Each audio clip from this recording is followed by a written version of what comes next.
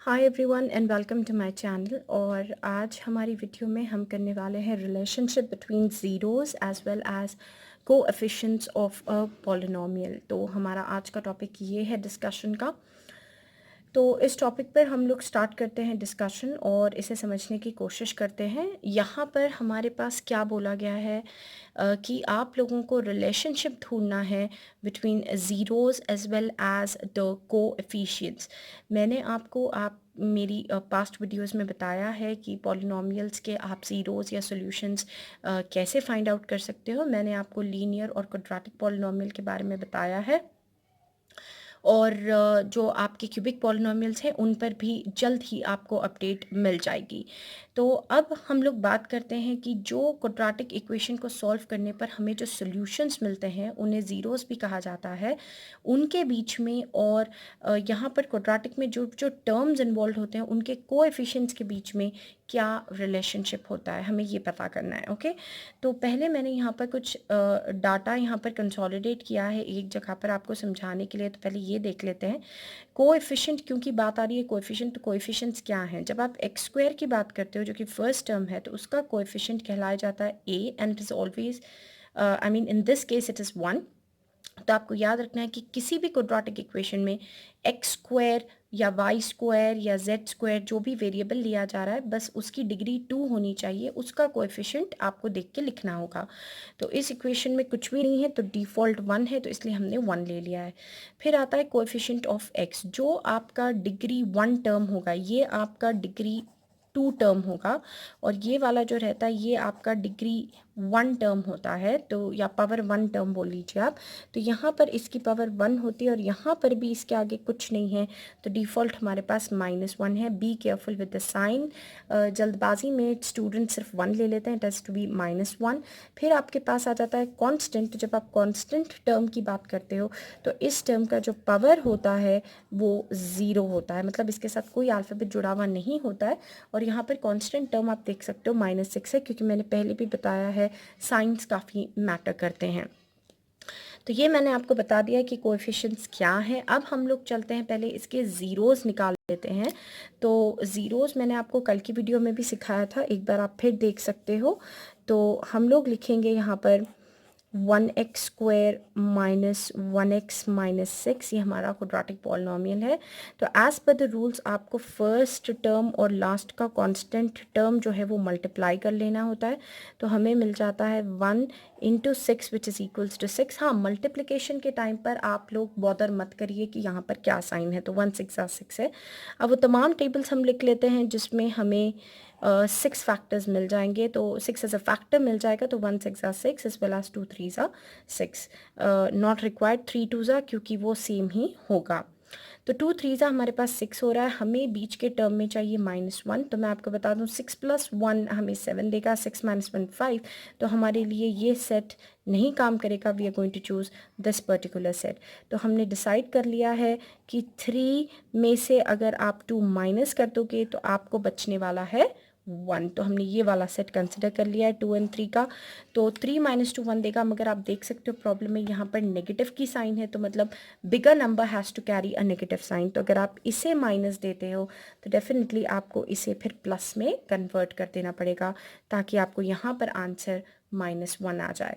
तो अब हम लोग फर्स्ट टर्म को एज सच कॉपी करेंगे, लास्ट टर्म को भी एज सच कॉपी करेंगे, और जब बात आती है आपके सो कॉल्ड मिडिल टर्म की तो उसे हम लिख लेते हैं यहाँ पर -3 and support it with an x, and then we are going to write down +2 and then support it again with a x। तो अब हम लोग निकाल लेते हैं इसमें से हमारे कॉमन फैक्टर्स। तो आप देख सकते हो यहाँ पर हमने -3x और +2x ले लिया है, और -3 + 2 आपको -1 दे देगा।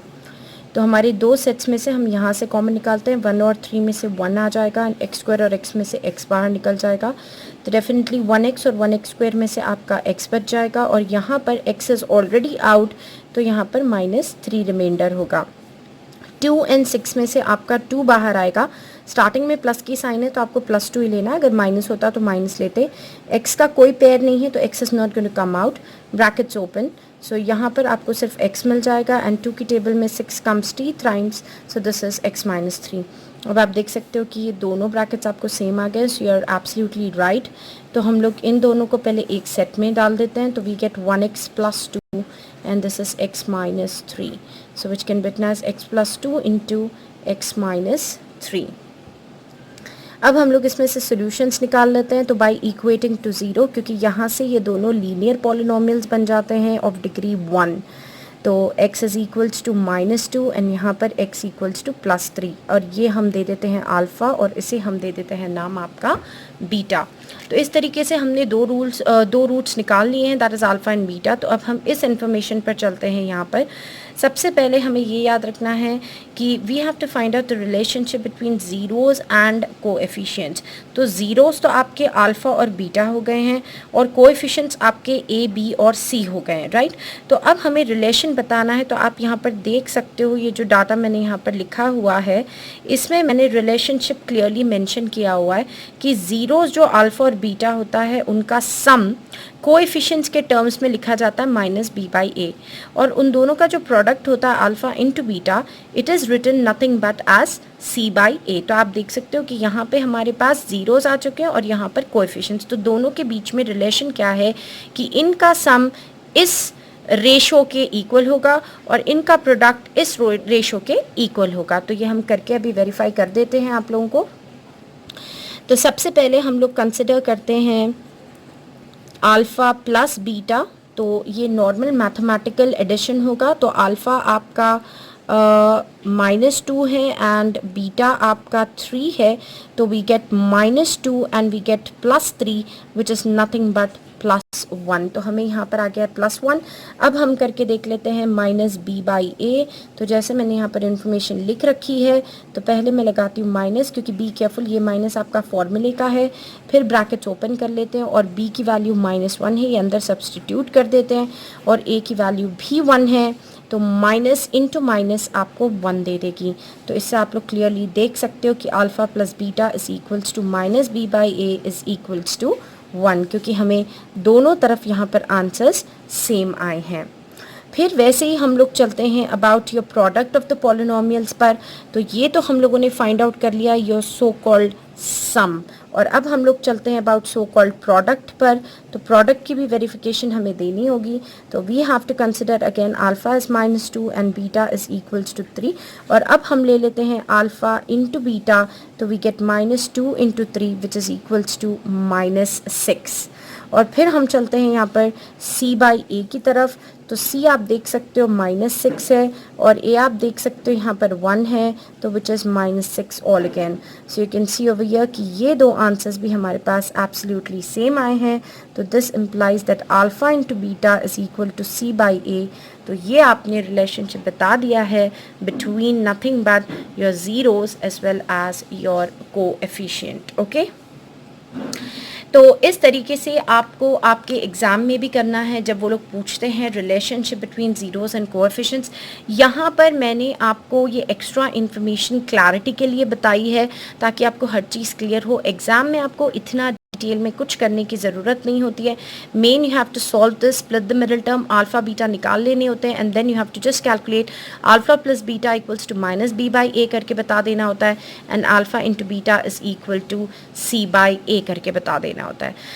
तो इसके साथ हमारा प्रॉब्लम यहीं पर एंड हो जाता है, और अब हम लोग चलते हैं about our quiz.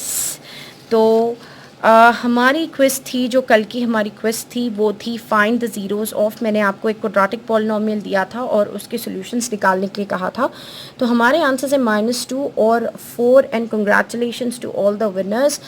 We have got over there your Maheen and Fatima and your Sayyid Yunus, and many congratulations for getting absolutely right answers। और बहुत खुशी के साथ कहना पड़ रहा है कि आप लोगों को मेरी डे 1 की क्विज से सभी आंसर्स बिल्कुल सही आ रहे हैं, तो वेरी गुड। और आज का क्वेश्चन आप लोग ले सकते हो, वो है if p of x is equal to x² + 2x + 1 find the relationship between zeros and coefficients. तो जैसे मैंने आपको एक्सप्लेन किया, बस उसी फॉर्मेट में आपको इसे भी सॉल्व करना है। Alpha plus beta equals to -b/a लेके, और alpha into beta is equal to c/a लेके रिलेशनशिप आपको बता देनी है। और अब हम लोग चलते हैं आज के another topic that is nothing but your tip of the day पर। तो मैं आपको बताती हूँ कि आज की टिप ऑफ द डे है डोंट बी ओवर कॉन्फिडेंट। जी हाँ, हमारी आज की टिप ऑफ द डे है guys, don't be over confident. मगर अब सवाल उठता है कि स्टूडेंट्स को कैसे पता चले कि वो लोग ओवर कॉन्फिडेंट हैं या नहीं हैं। See guys, actually actions speak louder than words. तो बच्चों को खुद ये रियलाइज़ नहीं होता है कि वो लोग ओवर कॉन्फिडेंट जा रहे हैं या नहीं जा रहे हैं, मगर जब रिज़ल्ट आता है तो रिज़ल्ट उनको बता देता है and they are not able to guess why, when, where, what exactly happened.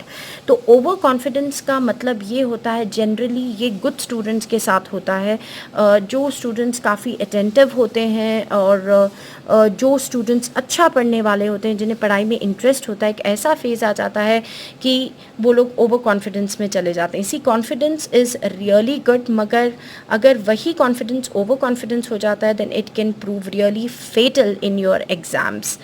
तो होता ये है कि जब कोई स्टूडेंट ओवर कॉन्फिडेंट हो जाता है तो वो न्यू थिंग्स ट्राई करने के लिए रिस्ट्रिक्ट हो जाता है। इन द सेंस उसे एक नोशन आ जाता है दिमाग में, एक सैचुरेशन लेवल आ जाती है कि उसे सब कुछ आ जाता है करने और उसे न्यू चीज़ें सीखने की ज़रूरत नहीं है, एक्स्ट्रा नॉलेज गेन करने की ज़रूरत नहीं है और उसे कोई डाउट्स नहीं आ सकते, और वहाँ पर उसकी नॉलेज स्टैग्नेंट हो जाती है, रुक जाती है। तो अगर एक सिम्टम ये होता है कि जब आप कुछ नया सीखना नहीं चाह रहे हैं और आप का कंसंट्रेशन पावर हट जाता है, जब कोई और आपको कुछ एक्सप्लेन करता है तो आप वो चीज़ों को इग्नोर करने लग जाते हो और आप अपने ही प्रॉब्लम के सोल्यूशन में इन्वॉल्व हो जाते हो, because you don't even bother to look what the other is teaching, क्योंकि आप क्या बोलना चाहिए, ये मानने लग जाते हो कि आपको सारी इन्फॉर्मेशन है, सारी नॉलेज है and you don't need any more. तो इनकेपेबिलिटी ऑफ लिसनिंग भी एक हो जाती है और आप न्यू थिंग्स ट्राई करने से भी पीछे हट जाते हो। और दूसरी चीज़ क्या होती है कि आप कहीं ना कहीं प्रैक्टिसिंग वर्क से भी दूर होते चले जाते हो। पहले जो आप बहुत सारी चीज़ों को प्रैक्टिस करते थे, अब आपकी प्रैक्टिस भी रिस्ट्रिक्ट होने लग जाएगी। और क्या होता है, अगर कोई एक्सप्लेनेशंस दे रहा है, कोई अगर आपका ट्यूटर कुछ एक्सप्लेन कर रहा है आपको, तो आप उसमें भी क्या करते हो, यू डोंट कंसंट्रेट प्रॉपरली और आप सिर्फ उन्हीं स्टेप्स की तरफ फोकस करते हो जो आपको समझना है, और बेसिकली आप स्टार्ट की बॉदर नहीं करते हो, आप एंड की बॉदर नहीं करते हो, या मिडिल में कहीं पर आप डिस्ट्रैक्ट हो जाते हो। ओके, तो ये सब जो है सिम्टम्स आपके ओवर कॉन्फिडेंस के होते हैं। और एग्ज़ाम्स में भी आप क्या करते हो, सिली मिस्टेक, सिली एरर्स करने लग जाते हो और आप डबल चेक नहीं करते हो आपके पेपर को, क्योंकि आपको लगता है कि आपने जो फर्स्ट शॉट में किया है बस वही बिल्कुल ठीक है और एग्जैक्ट आंसर्स हैं वो। और जैसे मैं इंस्टेंस के लिए बता दूं, स्टूडेंट्स काफ़ी सिली मिस्टेक्स कमिट करते हैं एग्ज़ाम में। जैसे 3 स्क्वायर 9 होता है तो जल्दी में वो 3 स्क्वायर को 6 लिख देते हैं और प्लस को माइनस करके आ जाते हैं, माइनस को प्लस करके आ जाते हैं, और ओवर कॉन्फिडेंस की वजह से सिर्फ start of the question read करते हैं। और अगर वो क्योंकि ह्यूमन ब्रेन में पहले जो आपने पढ़ा हुआ है उसकी रेप्लिका होती है, तो उसकी मेमोरी स्टोर्ड होती है, तो जब आप क्वेश्चन रीड करते हो तो ओवर कॉन्फिडेंस में अक्सर ऐसा होता है कि before completing the entire question आप समझ लेते हो कि ये वही क्वेश्चन है जो मैंने रीडर में से किया था, मैंने सॉल्व किया था और मुझे तो आंसर भी याद है, और आप करना शुरू कर देते हो। तो हो सकता है कि उस क्वेश्चन में इक्वेशन चेंज हो गई हो, आप उसका भी ध्यान नहीं रखते, तो यू डोंट इवन बॉदर कि आप जो पूरा क्वेश्चन है वो एक बार पढ़ लो और देख लो और आपके आंसर्स को डबल चेक कर लो, ये भी आप करना ज़रूरी नहीं समझते हो। तो ये सभी सिम्टम्स हैं गाइस ओवर कॉन्फिडेंस के।